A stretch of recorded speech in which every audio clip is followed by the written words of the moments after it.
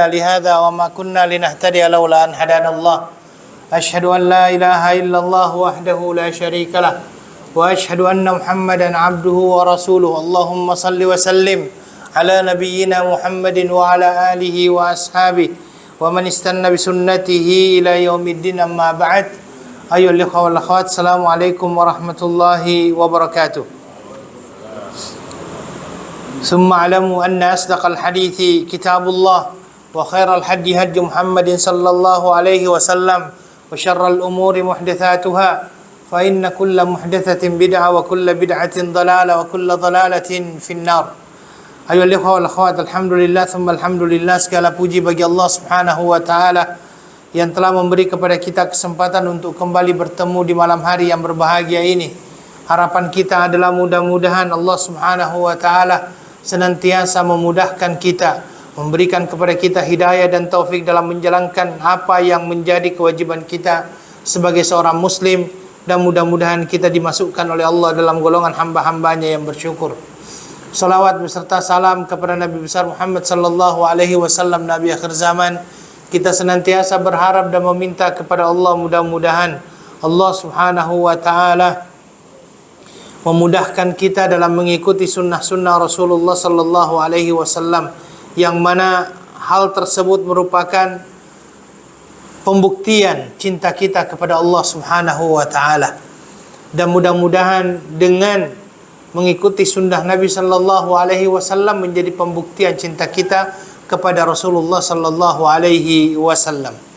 Ayo ikhwah wal akhwat, pada malam hari ini kembali kita melanjutkan pembahasan kita dalam kitab Ar-Rahiq Al-Makhtum, ya, karya Syekh Mubarak Furi, dan kita sudah sampai kepada penjelasan berkenaan dengan Amul Huzn. Amul Huzn ini adalah berkenaan dengan tahun kesedihan. Kenapa dikatakan tahun kesedihan? Karena dua orang yang senantiasa membela Nabi sallallahu alaihi wasallam pada tahun itu meninggal. Yang pertama adalah Khadijah binti Khuwailid, yang beliau ini adalah orang yang senantiasa mensupport Nabi sallallahu alaihi wasallam dalam bentuk materi. Sedangkan yang kedua adalah Abu Talib, paman daripada Rasulullah sallallahu alaihi wasallam. Walaupun beliau tidak masuk Islam, tetapi selama ini dikenal sebagai orang yang senantiasa menjadi orang yang menjaga Rasulullah sallallahu alaihi wasallam.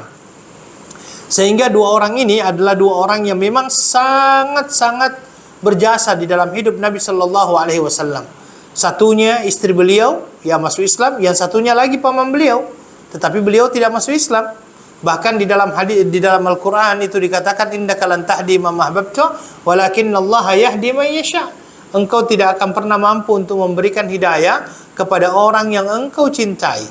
Ya, tetapi Allah yang akan memberikan hidayah kepada siapapun yang Allah kehendaki.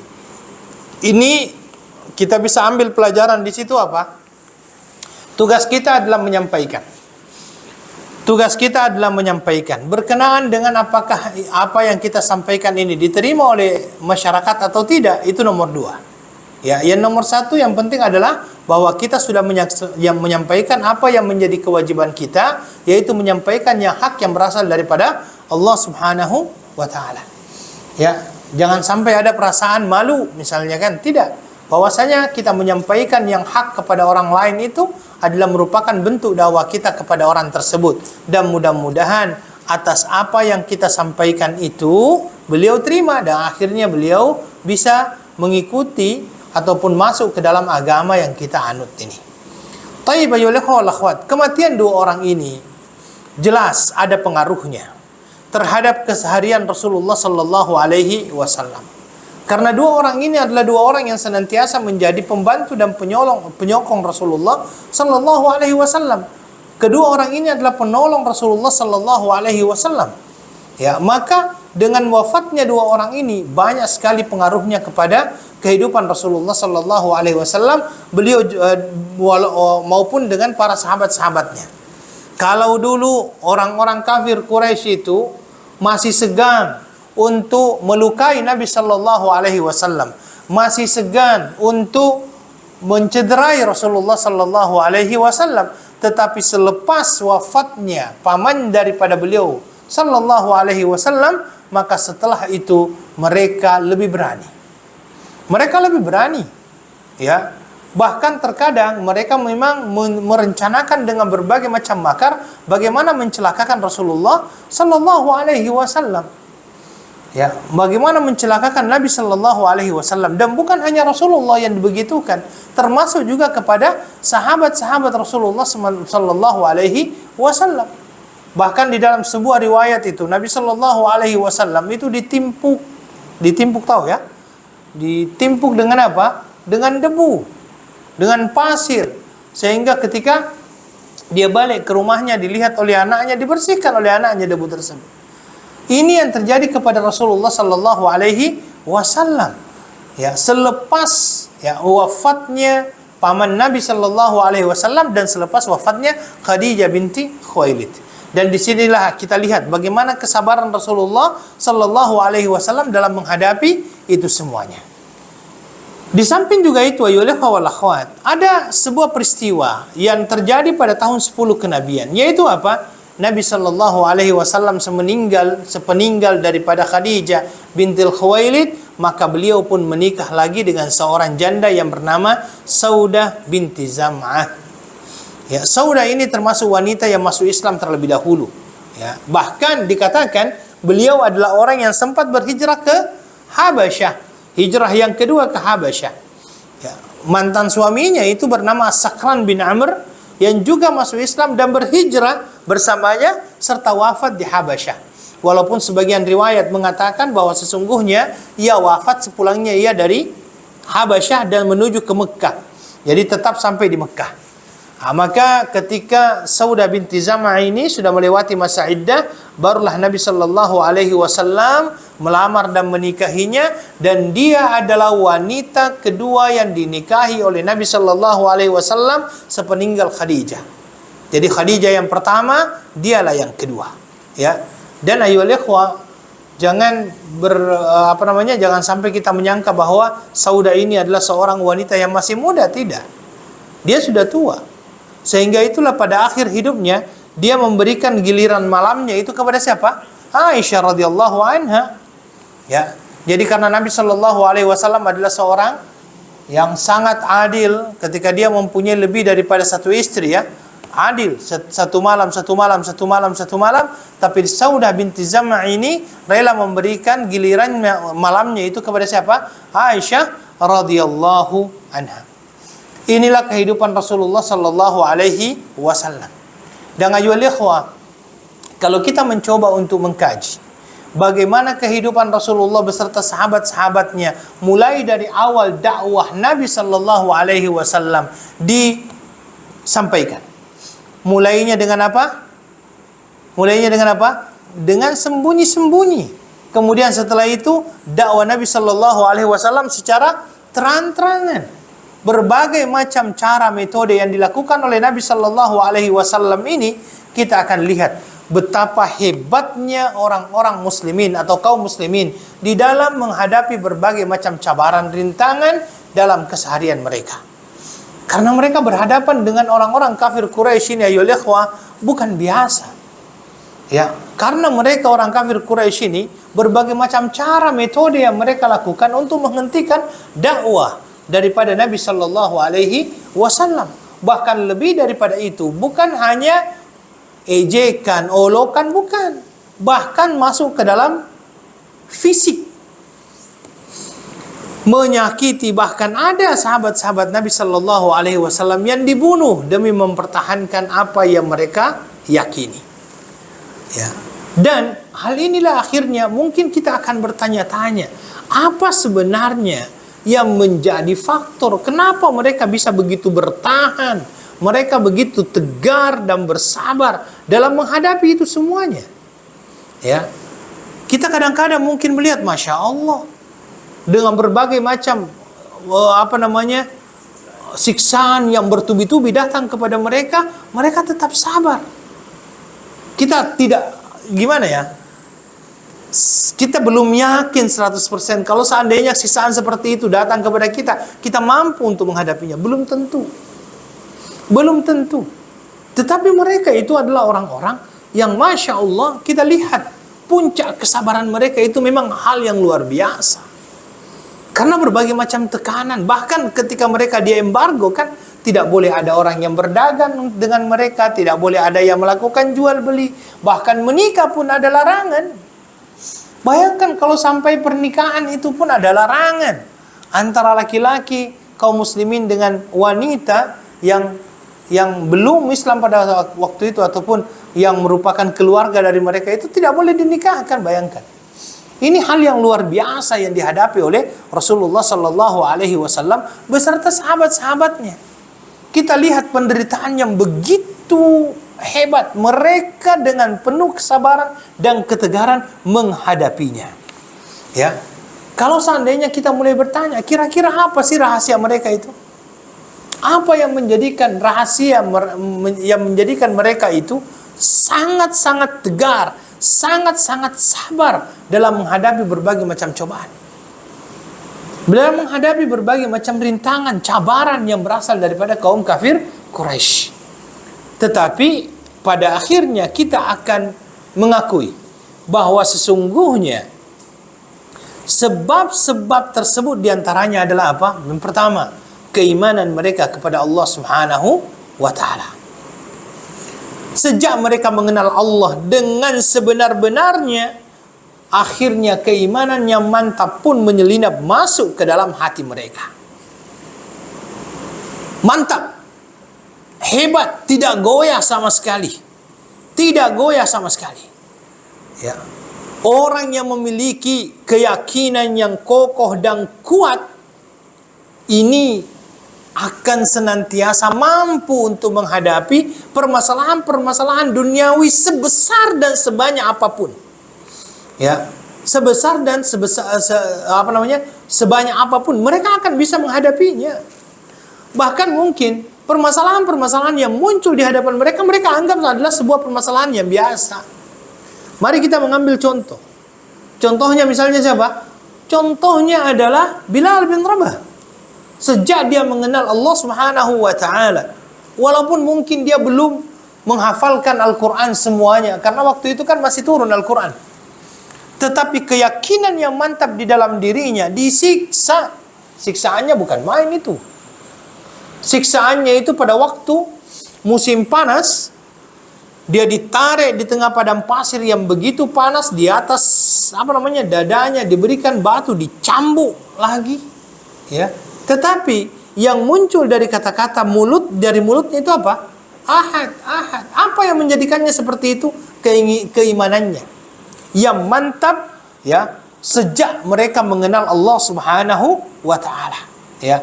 Berbagai macam permasalahan yang mereka hadapi, mereka mampu untuk menghadapinya dengan baik. Karena kenapa? Keimanannya. Makanya orang-orang yang beriman itu, kata Nabi Sallallahu Alaihi Wasallam, ajaban li amril mu'min, kullu amruhu khair. Sangat-sangat menakjubkan perkara orang-orang yang beriman, karena seluruh perkara orang yang beriman itu adalah baik. Ketika orang beriman itu tertimpa yang namanya musibah, maka dia akan bersabar.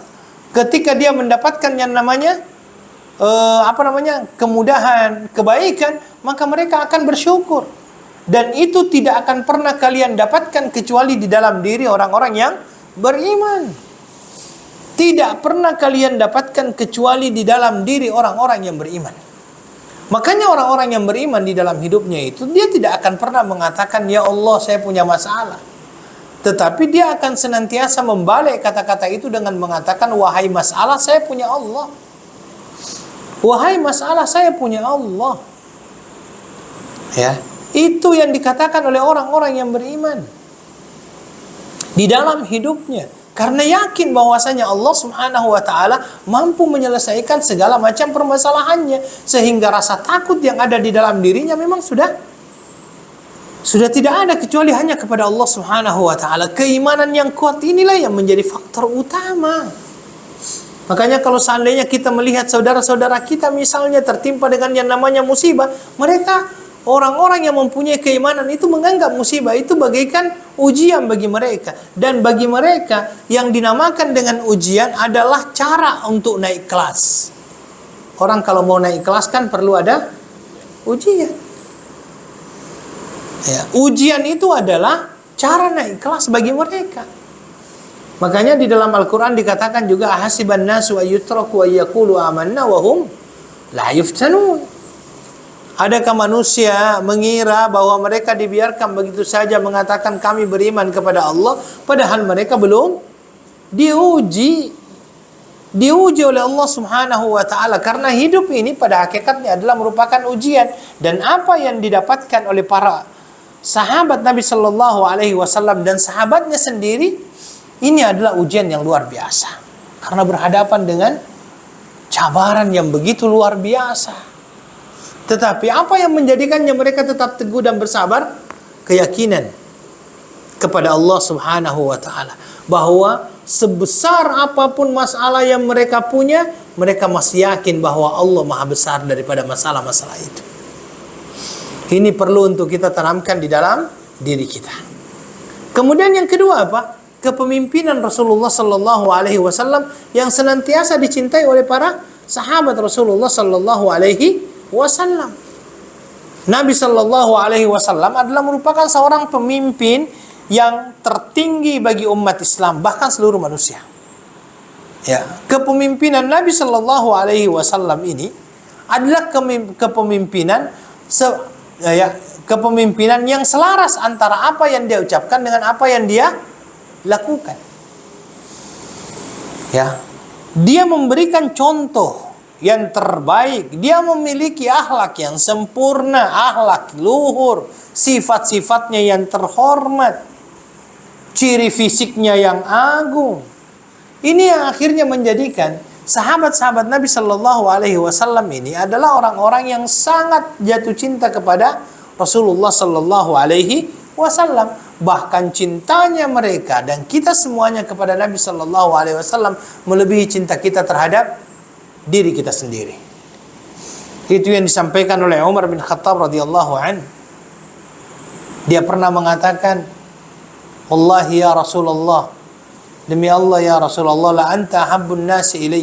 Engkau adalah manusia yang paling saya cintai, lebih baik ataupun lebih banyak cintaku daripada bapak ibuku, daripada anak-anakku, kecuali diriku."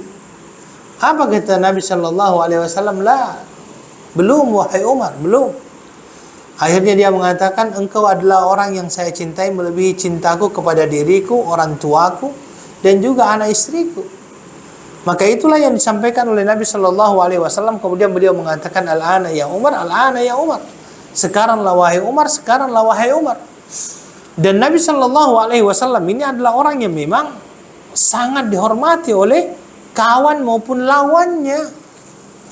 Ya, dihormati oleh sahabat-sahabat Rasulullah Sallallahu Alaihi Wasallam. Tetapi bahkan lawan-lawan Nabi Sallallahu Alaihi Wasallam juga mengakui kepemimpinan Rasulullah Sallallahu Alaihi Wasallam. Ya, itulah Rasulullah Sallallahu Alaihi Wasallam, kepemimpinannya. Dia mampu untuk membangun keyakinan terhadap beliau.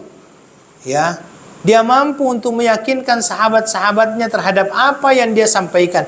Tetapi memang beliau ini terkenal sebagai orang yang siddiq. Apa namanya siddiq? Al-amin. Al-amin itu apa artinya? Al-amin yang bisa dipercaya. Dia adalah orang yang digelari Al-amin, yang bisa dipercaya, sehingga apapun yang dia ucapkan sesuai dengan apa yang dia perbuat. Itulah Rasulullah Sallallahu Alaihi Wasallam. Ya, sehingga kepemimpinan Nabi Sallallahu Alaihi Wasallam memang adalah kepemimpinan yang sangat baik, menumbuhkan yang namanya kepercayaan dari sahabat-sahabatnya. Pertama, karena Nabi memang kompeten dalam memimpin.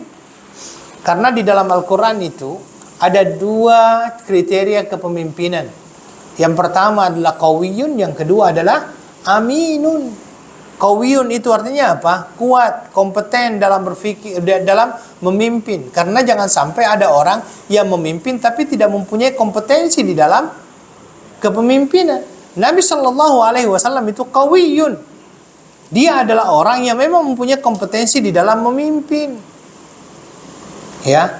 Kemudian yang kedua dinamakan dengan al-amin. Amin itu artinya apa? Amanah. Integriti di situ. Integritas, tanggung jawab, amanah, melaksanakan seperti apa yang dia janjikan. Itulah Rasulullah sallallahu alaihi wasallam. Dan beliau Nabi sallallahu alaihi wasallam adalah orang yang sangat-sangat mempunyai akhlak yang sangat baik. Nabi sallallahu alaihi wasallam mempunyai kesabaran yang luar biasa. Bayangkan kalau seandainya Nabi sallallahu alaihi wasallam pernah beliau dalam keadaan sujud, tiba-tiba ada orang yang datang, ya.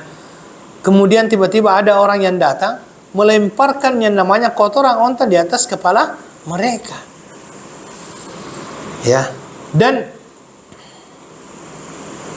ya, Nabi sallallahu alaihi wasallam juga adalah seorang manusia biasa. Jadi Nabi itu Muhammad sallallahu alaihi wasallam, selain beliau adalah seorang nabi, beliau adalah manusia biasa juga. Nabi pernah nggak mendoakan kejelekan terhadap orang lain?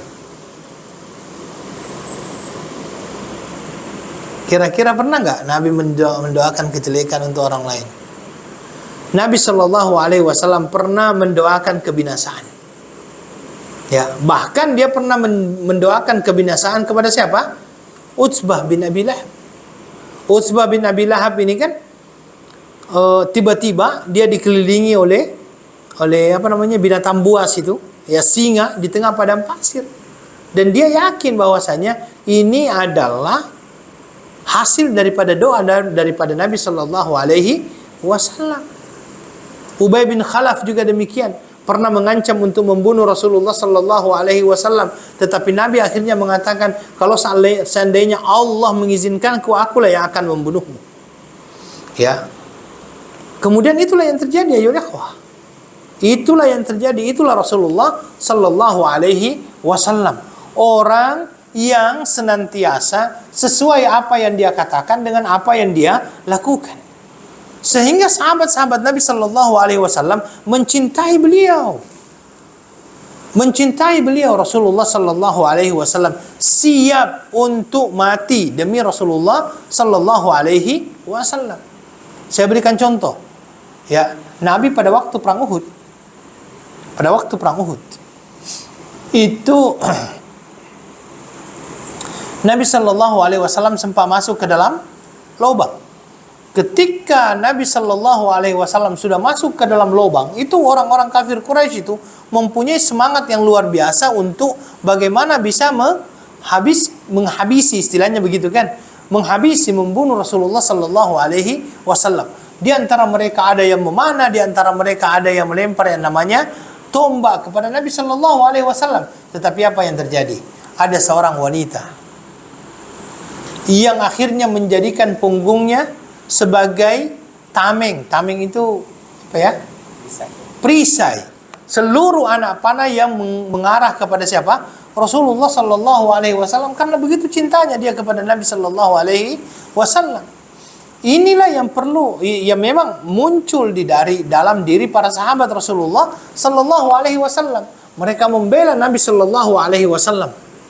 Mereka rela mati demi Rasulullah sallallahu alaihi wasallam. Dan ini adalah merupakan rasa cinta yang luar biasa terhadap Muhammad sallallahu alaihi wasallam.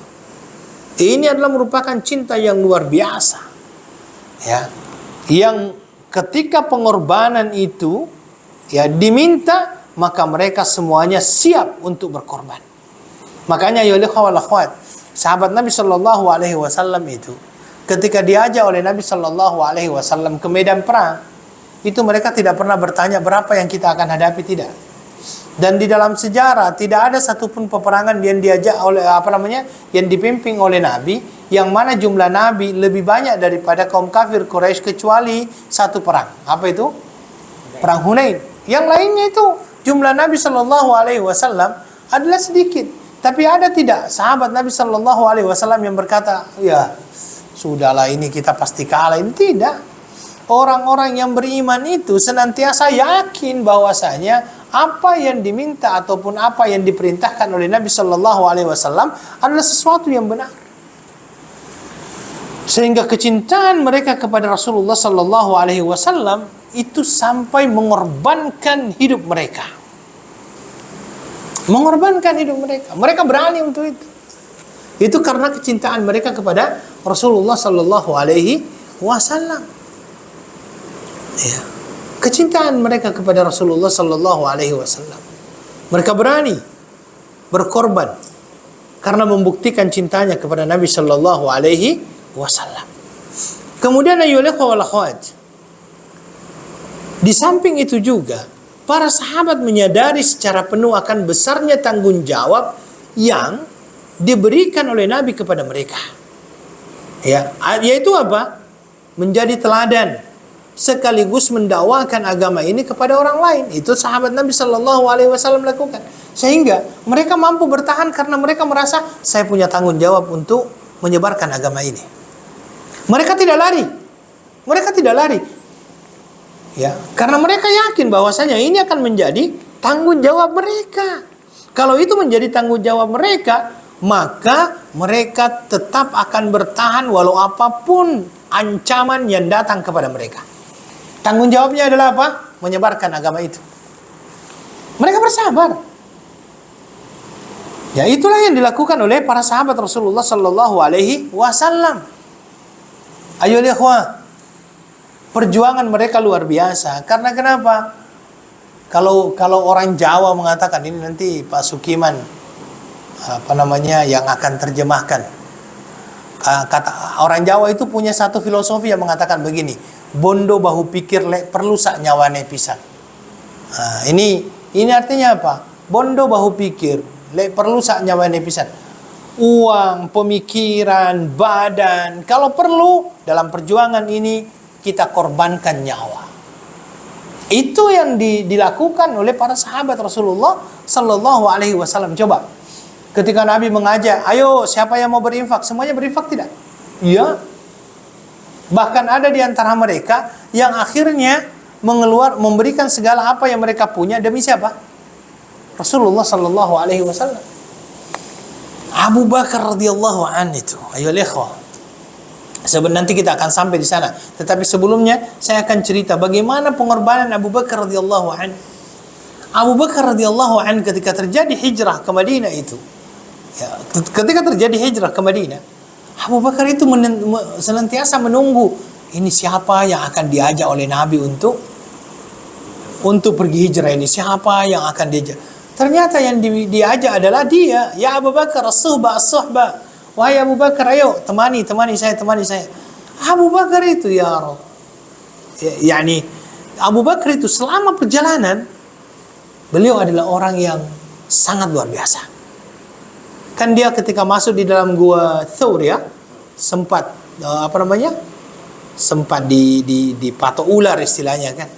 Kemudian dia tetap bertahan dengan itu. Kemudian dia berangkat menuju ke Madinah Al-Munawwarah. Di dalam riwayatnya itu, selama dia mendampingi Nabi sallallahu alaihi wasallam, dia tidak pernah sedikit pun tertidur demi menjaga kekasihnya, yaitu siapa?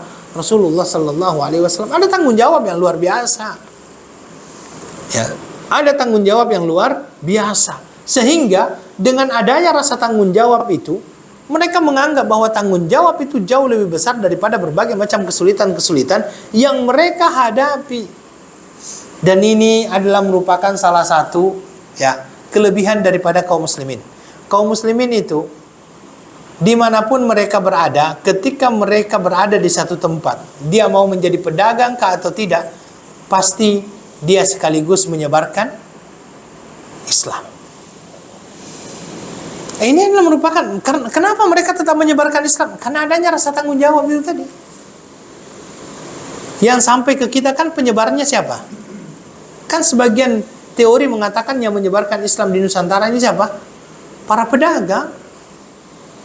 Pedagang-pedagang yang datang ke sini, yang berdagang, kemudian sekaligus menyebarkan Islam. Ini salah satu teori. Karena masuknya Islam di Indonesia ini ada 6 teorinya. Salah satu teorinya teori ini. Tapi hampir kebanyakannya mengatakan bahwasanya mereka adalah orang-orang yang berdagang masuk ke sini, baik itu Yaman, Gujarat, ataupun dimanapun itu. Ya, ini adalah merupakan hal yang mereka lakukan. Tetapi selain mereka itu berdagang, mereka tidak pernah lupa untuk apa? Untuk berdakwah. Maka biasa itu ada orang mengatakan begini, fi ayyi ardin tata' fa anta mas'ulun an islamiha. Ini ulama terdahulu ini, ketika ada muridnya sudah mau pergi dari dia itu, dia memberikan satu nasihat. Apa salah satu nasihatnya itu? Fi ayyi ardin tata' fa anta mas'ulun an islamiha. Artinya apa? Di bumi manapun engkau berpijak, maka engkau mempunyai tanggung jawab berkenaan dengan keislamannya. Itu adalah merupakan nasihat ulama-ulama terdahulu ketika dia sudah melepaskan murid-muridnya.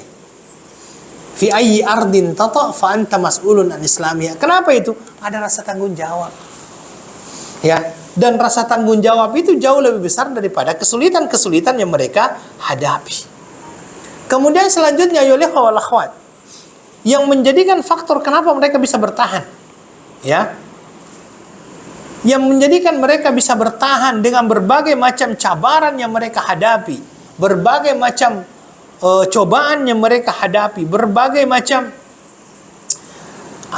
siksaan yang mereka hadapi. Salah satunya adalah apa? Keyakinan dengan adanya akhirat. Keyakinan.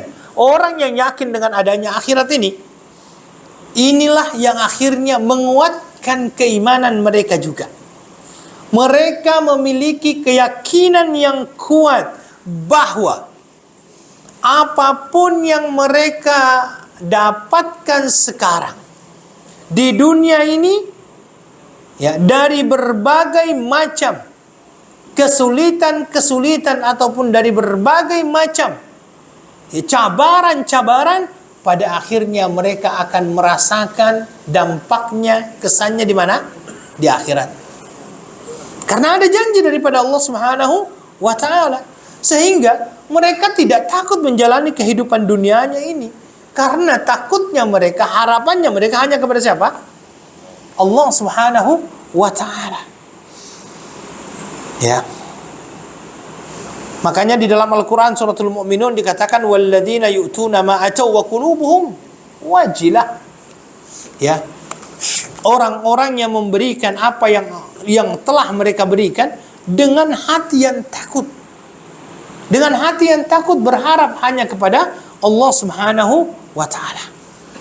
Mereka mengetahui bahwa dunia beserta kesengsaraan yang ada di dalamnya tidak ada apa-apanya dibandingkan kesenangan yang dijanjikan oleh Allah Subhanahu wa ta'ala. Pengetahuan seperti ini betul-betul tertanam di dalam diri para sahabat.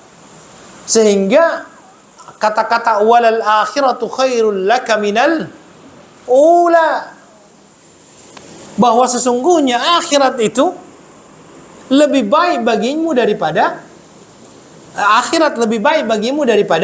dunia. Akhirat lebih baik bagimu daripada dunia. Karena kesenangan yang ada di dunia ini sementara. Kepedihan yang ada di dunia ini juga sementara. Dan yang dinamakan dengan kepedihan di dunia pun tidak selamanya orang itu juga senantiasa dalam keadaan kesedihan. Tidak kan? Ya. Di dalam sebuah perkataan orang Arab mengatakan begini, dan tidaklah yang namanya mal huznu yadumu wala sururun, ya, yang dinamakan dengan huzn, kesedihan, dan juga kebahagiaan itu tidak akan pernah berkekalan. Dia senantiasa akan berganti-ganti dalam kehidupan seseorang. Maka mereka senantiasa meyakini bahwa sesungguhnya kehidupan dunia ini yang penuh dengan berbagai macam cobaan dan ujian ini tidak ada apa-apanya kalau seandainya dibandingkan dengan kehidupan akhirat. Makanya salah satu yang menjadikan musuh-musuh Nabi Shallallahu Alaihi Wasallam itu gerung ya, takut. Itu kalau seandainya Nabi sudah mengatakan dan menuliskan di dalam suratnya apa? Kami akan mengirimkan kepadamu pasukan yang lebih mencintai mati sebagaimana kalian mencintai hidup. Siapa kira-kira yang tidak takut kalau seperti itu suratnya itu? Itu bunyi surat Nabi kepada para yang akan diperangi oleh Nabi itu. Kata Nabi dalam suratnya itu, kami akan mengirimkan pasukan yang mereka mencintai mati sebagaimana kalian mencintai hidup. Lebih mencintai mati daripada mencintai hidup. Itu adalah kata-kata yang disampaikan oleh Rasulullah. Sehingga menjadikan orang-orang itu memang takut. Dan memang para sahabat Nabi Shallallahu Alaihi Wasallam ini begitu hebatnya, ya, dikarenakan apa? Karena mereka akan yakin bahwasanya Allah Subhanahu Wa Taala menjanjikan yang namanya kebahagiaan abadi ketika mereka di akhirat. Karena itulah ayyuhal ikhwah, ada satu perkataan daripada Imam Ahmad bin Hanbal. Imam Ahmad bin Hanbal itu pernah berkata begini, sesungguhnya istirahatnya seorang yang beriman itu adalah, istirahatnya orang yang beriman itu adalah ketika kakinya sudah menginjakkannya di surga. Itu baru istirahat. Istirahatnya orang-orang yang beriman. Istirahatnya orang yang beriman ketika kakinya sudah masuk satu ke dalam surga. Selama itu mereka akan senantiasa berusaha. Ini yang menjadikan mereka akhirnya kuat. Keyakinan ini yang menjadikan mereka kuat. Keyakinan kepada hari akhirat, adanya hari yang dinamakan dengan hari kebangkitan, di mana segala sesuatunya akan dibalaskan oleh Allah Subhanahu wa taala. Makanya di dalam Al-Qur'an dikatakan faman ya'mal mithqala dzarratin khairan yara wa man ya'mal mithqala dzarratin syarran yara.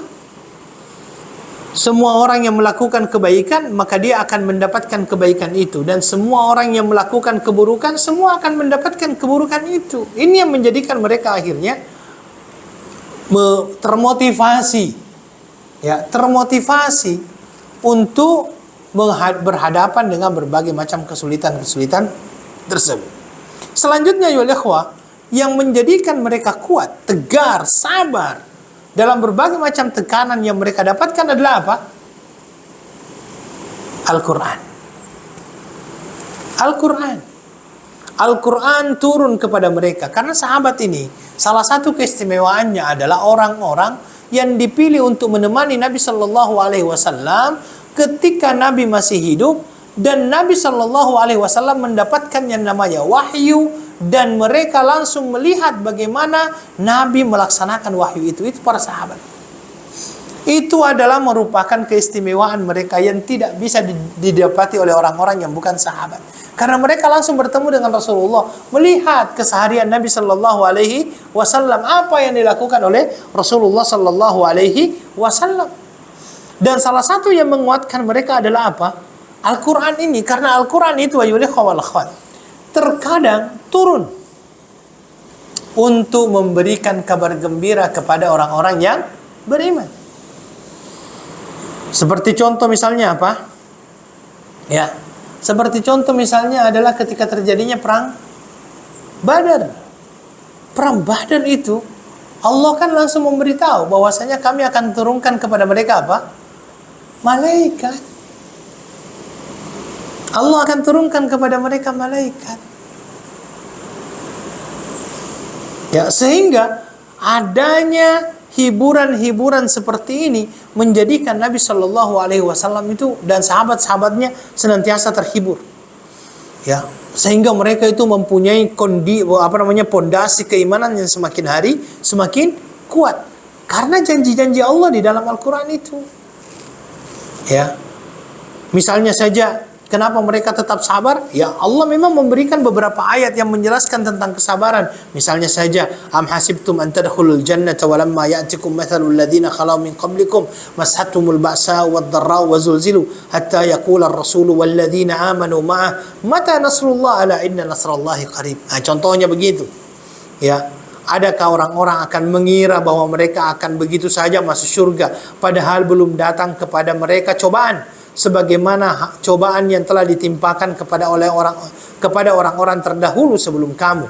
Mereka ditimpa malapetaka dan kesengsaraan serta digoncangkan dengan berbagai macam cobaan, sehingga berkatalah Rasul dan orang-orang yang beriman bersamanya, bilakah datangnya pertolongan Allah, ingatlah sesungguhnya pertolongan Allah itu amat dekat. Ini kan merupakan satu kabar gembira itu. Ketika orang-orang akhirnya bertanya-tanya, Kapan? Bila terjadinya yang namanya pertolongan. Kemudian dikatakan pertolongan Allah sudah sangat dekat. Ala inna nasrallahi qarib. Ya. Ala inna nasrallahi qarib. Kemudian adanya ujian ini yang saya katakan tadi sebagai sarana untuk naik kelas. Ya. Di dalam Al-Qur'an dikatakan ahasiban nasu ayyutraku ayyaqulu amanna wa hum la yuftanun. Wa laqad fatanna alladhina min qablihim fala ya'lamanna Allahu alladhina sadaqu wa la ya'lamanna al-kadhibin. Apakah manusia itu mengira bahwa mereka dibiarkan begitu saja mengatakan kami beriman kepada Allah padahal mereka belum diuji? Sungguh kami telah menguji orang-orang sebelum kamu dan dari itulah kami mengetahui siapa orang-orang yang betul-betul benar, jujur dengan keimanannya dan siapa di antara mereka orang-orang yang dusta. Argumentasi-argumentasi ayat-ayat yang turun kepada para sahabat seperti ini menjadikan mereka gembira, terhibur. Ya, terhibur mereka dengan adanya ayat-ayat yang memberikan berbagai macam hiburan kepada Rasulullah dan juga kepada para sahabat-sahabat Rasulullah sallallahu alaihi wasallam. Termasuk juga apa ya ikhwah? Berita-berita tentang kemenangan Rasulullah sallallahu alaihi wasallam dan di dalam Al-Qur'an itu banyak. Berita kemenangan Rasulullah kan banyak. Ya. Bahwasanya Allah Subhanahu wa taala akan menangkan mereka, ya. Sebelum Nabi sallallahu alaihi wasallam membuka yang namanya Fathu Makkah, Nabi sallallahu alaihi wasallam kan diberikan kabar gembira dulu. La tadkhulunna al-masjidal harama insyaallah aminina mukhallikina ru'usakum wa muqassirin. Ya, kalian pasti akan memasuki yang namanya Masjidil Haram. InsyaAllah dalam keadaan aman. Kalau dalam keadaan aman kan berarti itu adalah merupakan berita gembira berkenaan dengan kemenangan Rasulullah sallallahu alaihi wasallam. Ya. Nah, itu yang disampaikan oleh Allah Subhanahu wa taala sehingga ada berita-berita yang merupakan kabar-kabar kemenangan kaum muslimin pada berbagai macam peristiwa. Di samping itu juga ya akhwat, Allah juga menurunkan kepada mereka beberapa ayat yang juga menceritakan bagaimana keadaan orang-orang terdahulu yang awalnya mendapatkan berbagai macam kesulitan, cabaran, pada akhirnya mereka akan mendapatkan yang namanya kemenangan. Contoh misalnya kisah siapa? Kisahnya Nabi Musa. Yang awalnya dizalimi kan, tapi yang lebih dahsyat itu adalah kisahnya Nabi Yusuf. Kisahnya Nabi Yusuf, Masya Allah, itu dari penjara menjadi ke istana itu. Itu kisahnya Nabi Yusuf. Bayangkan, mulai kecil dia sudah dibuang. Dimasukkan ke dalam perigi. Alhamdulillah diselamatkan oleh Allah dengan adanya peniaga. Ya, yang lalu di situ. Kemudian diambil, tapi setelah itu dijadikan sebagai hamba sahaya, dijual. Kemudian difitnah. Setelah difitnah masuk penjara. Tapi dari penjara akhirnya dia masuk istana. Itu cerita seperti itu yang dilalui di dalam Al-Qur'an menjadikan para sahabat Nabi sallallahu alaihi wasallam termotivasi bahwa kezaliman yang dilakukan oleh orang-orang kafir Quraisy kepada mereka akan dibalas oleh Allah dengan kemenangan-kemenangan untuk orang Islam. Ya, bahkan di dalam sebuah riwayat pada waktu terjadinya perang Khandaq. Ya, perang Khandaq itu kan ada satu batu yang dalam riwayat itu ada beberapa batu itu yang sangat susah untuk dipecahkan oleh sahabat Rasulullah sallallahu alaihi wasallam. Ketika sulit sekali dipecahkan oleh sahabat Rasulullah sallallahu alaihi wasallam, akhirnya dia mengajak Nabi sallallahu alaihi wasallam untuk ikut meminta untuk bagaimana agar ini dipecahkan.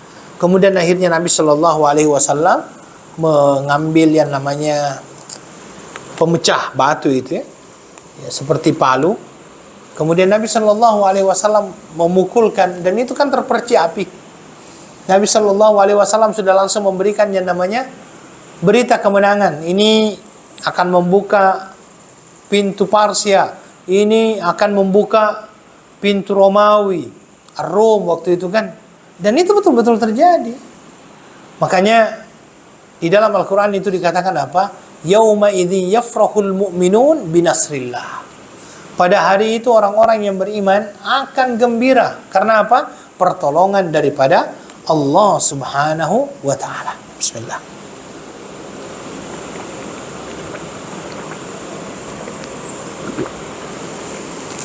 Kira-kira siapa yang tidak bahagia? Kalau berita seperti itu didapatkan langsung daripada Allah Subhanahu wa ta'ala, diberikan kepada Rasulullah sallallahu alaihi wasallam. Ya. Sehingga dengan adanya berita-berita kabar gembira tentang masa depan yang jaya dan cemerlang di dunia, ditambah lagi pengharapan yang besar, tulus dan sungguh-sungguh akan kemenangan, ya, maka para sahabat-sahabat Nabi Shallallahu Alaihi Wasallam itu memandang bahwa penindasan yang beraneka ragam dan silih berganti ini hanyalah merupakan mukaddimah. Apa itu mukaddimah? Apa mukaddimah? Pendahuluan untuk mendapatkan yang namanya kebenangan yang akan berterusan. Istilahnya itu kalau bahasanya sekarang, setelah hujan biasanya muncul pelangi. Istilahnya kan begitu. Ya. Atau pelangi ya? Rainbow itu.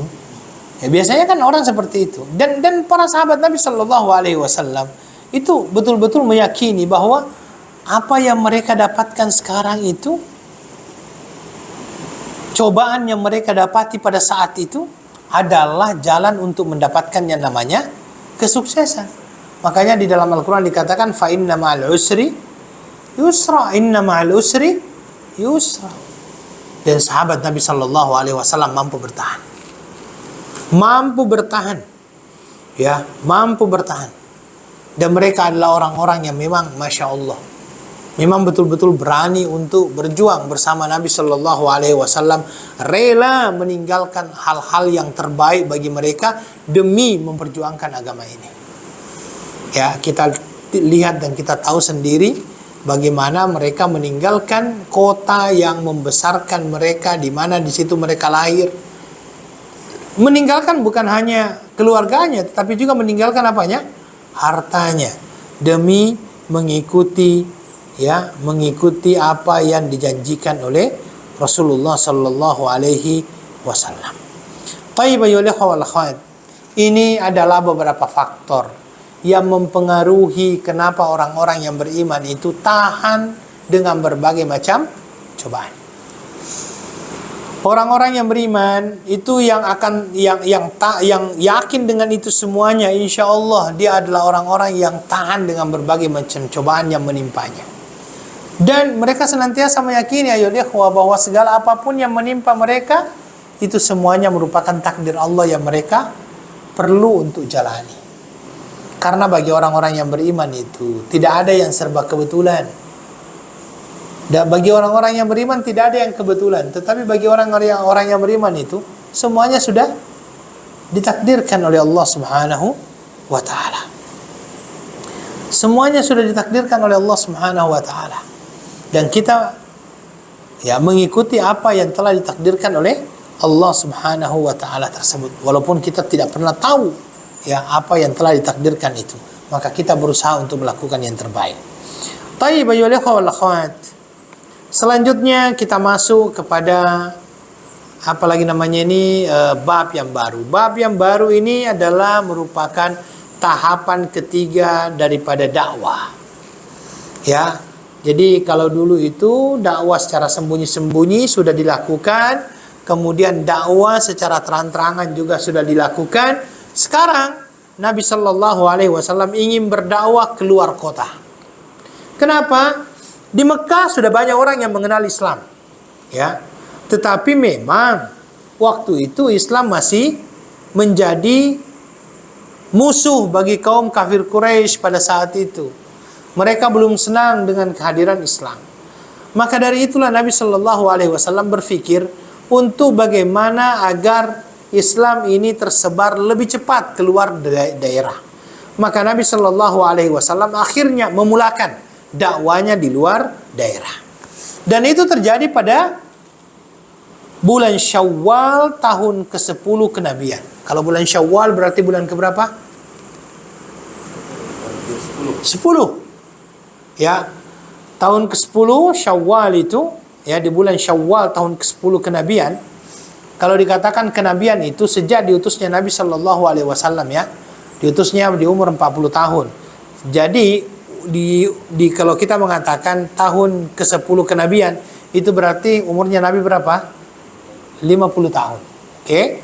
Di umur 50 tahun Nabi Shallallahu Alaihi Wasallam akhirnya menginginkan agar Islam itu dikenal juga oleh orang-orang yang ada di luar Mekah. Maka Nabi Shallallahu Alaihi Wasallam mencoba untuk mencari tempat di mana Nabi Shallallahu Alaihi Wasallam ingin menyampaikan dakwanya. Maka Nabi memilih yang namanya kota Taif. Ini tempat yang banyak dikunjungi sekarang. Ya, kota Taif. Letaknya 60 mil, ya, dari kota Mekah. 60 mil itu 1 mil berapa? 90 ya? Oke, 90 km, ya. Kurang. Ya, itu Nabi Shallallahu Alaihi Wasallam akhirnya memilih kota tersebut. Ini kota tempatnya dingin.